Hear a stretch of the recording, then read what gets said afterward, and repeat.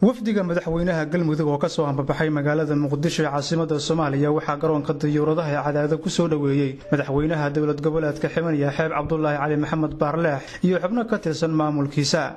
iyadoo sidoo kale ururada bulshadu ay soo dhaweynta ka qayb qaateen wafdiga madaxweynaha qaybdiid ayaa loo soo galbiyay xarunta madaxtooyada Ximaniya Xeeb halkaas oo mas'uuliyiinta labada dhinac ay warbaahinta kula hadleen عبد حسن عوالة قيبديد وكمل صحيح عياشة شركة معمول الصمين تمدق يقل قدود أيها الشيقي إنه على ذو يميد أرمها الشركة قلبت أنك سفر كي يقول وحوها هالكان عنون نقضوا حياهي وعادوا قيدين شركي حمر دولته فدرالكو أي وقبتي معمول الله قبل الله دحي mar haddii reecadeedu quruxdan iyo sharaftan iyo soo dhaweyntan iyo hanaankaani hadday la yimaadeen maxaa shirku halkan uga maqan yahay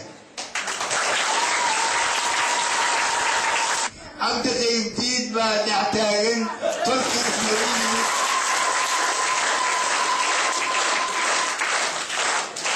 waana joogayaa intii loo baahdana shirka waa cid kasta oo imaanaysana waxbaan ka soo dhaweynaya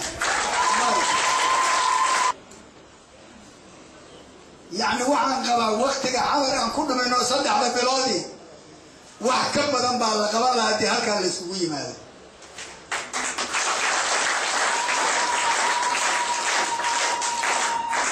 waxaan ka codsanayaa marka dhammaan dadka ku dhaqan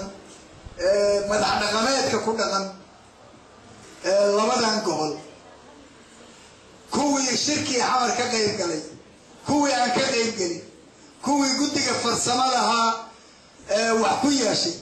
iyo kuwa wali aan guddiga farsamada ka mid ahayna labadan gobol wax uga nool wax ka degan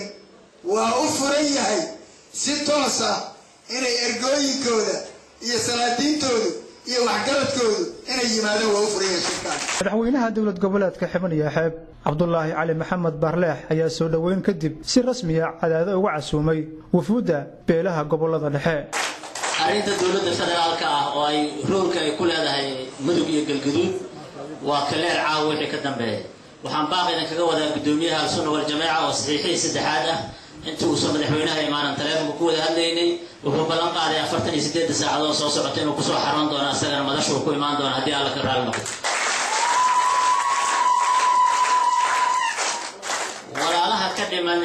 deegaanka degan mudug iyo galgaduud shalayna invitation aan u fidinay maanta madaxweynaha galmudug cabdi qaydiid uu fidiyay waa mar labadan ribiid gareynayna invitationkaas waa diyaar inay ka soo hormaraan ergada oo guddiga farsamada inay ka soo hormaraan kalahay sharaftii iyo wanaagii iyo soo dhaweyntii Ximaniya Xeeb looga bartay madaxweynuhu waa dhex joogaa iyo wafdigiisii hadda waxaan idinka filnaaba waa taariikh history gobolada dhexe u qoranta maxamuud cabdi warbaahinta qaranka cadaado